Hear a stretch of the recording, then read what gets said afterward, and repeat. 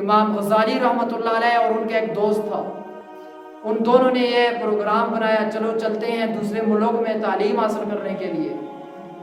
تو ایک بصرہ سے اس طرف ہو گیا، دوسرا شام سے اس طرف ہو گیا، کہا 10 سال بعد اسی مسجد میں ملیں گے۔ اور 10 سال کے بعد دونوں جب وہاں جمع ہوئے تو ہوا یہ کہ امام غزالی رحمۃ اللہ علیہ نے ان سے پوچھا کہ ہاں کیا ہوا؟ کہنے لگا سب 2 نمبر ہیں، سب فراڈی ہیں، سب چکری ہیں، سب پیٹ کے پجاری ہیں۔ جس کو میں نے اللہ کا ولی سمجھا، جس کو میں نے نیک سمجھا، جس کو میں نے پرہیزگار سمجھا، جب میں نے اس کی صحبت اختیار کی، جب اس کو میں نے اپنا استاد بنایا، فلاں میں یہ عیب پائی گئی، فلاں میں یہ عیب، فلاں میں یہ عیب پائی گئی، اور فلاں کے اندر یہ عیب تھی۔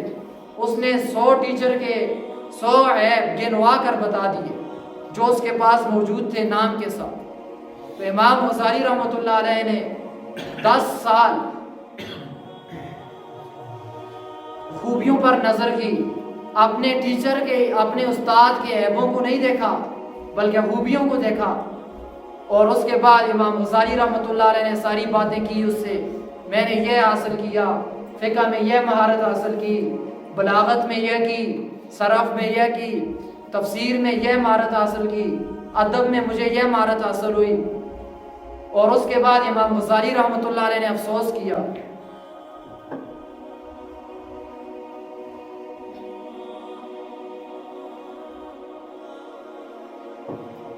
افسوس یہ کیا کہ تو 100 ٹیچر کے پاس گیا اور ہر استاد کے پاس تو نے عیب نوٹ کیا، عیب اپنے پاس جمع کیا، آج تیرے پاس 100 عیب جمع ہو گئے ہیں۔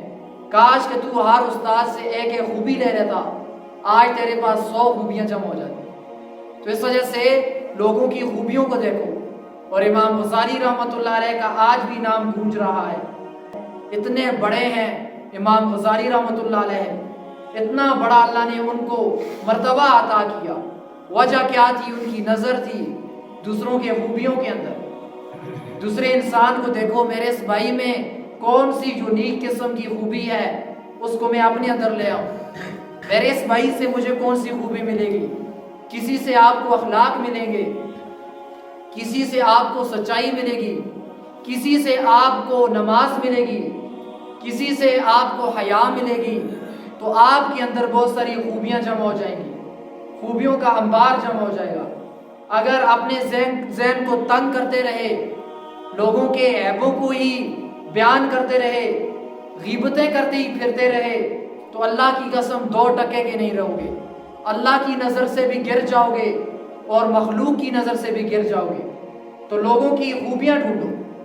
اب دیکھیں کتنی بڑی واضح مثال ہمارے سامنے موجود ہے کہ ایک شہد کی مکھی ہے، وہ پھولوں پر بیٹھتی ہے، اس کے پاس 2 چوائسز تھی، ایک اس نے یہ چننا تھا کہ میں گند پر بیٹھوں، بیٹھ سکتی ہے، صلاحیت موجود ہے، وہ گند پر بھی بیٹھ سکتی ہے، اور اس نے کہا نہیں مجھے پھول پر بیٹھنا ہے، مجھے رس چوسنا ہے۔ تو کیا ہوتا ہے؟ اس کے پاس رس جمع ہو جاتا ہے، پھر اس کے بعد کتنا اس کا جو وہ رس ہے وہ پھر شہد بنتا ہے، پھر اللہ نے کتنا نوازا ہے، رس پر بیٹھنے والی مکھی کو کتنا نوازا ہے، اس کی کتنی قدر و قیمت ہے۔ اور دوسری نے یہ چنا کہ مجھے گند پر بیٹھنا ہے، تو اس کی زندگی کتنی گند ہوگی۔ اپنی زندگی کو اگر خوشبودار بنانا ہے تو لوگوں کی خوبیاں ڈھونڈو، لوگوں کی خوبیوں کے اوپر نظر ہو، خوبیاں بیان کرنا سیکھو۔ عیب تو ہر کوئی بیان کرتا ہے، عیب بیان کرنا کوئی کمال نہیں ہے، بلکہ کمال یہ ہے لوگوں کی خوبیاں بیان کرنا۔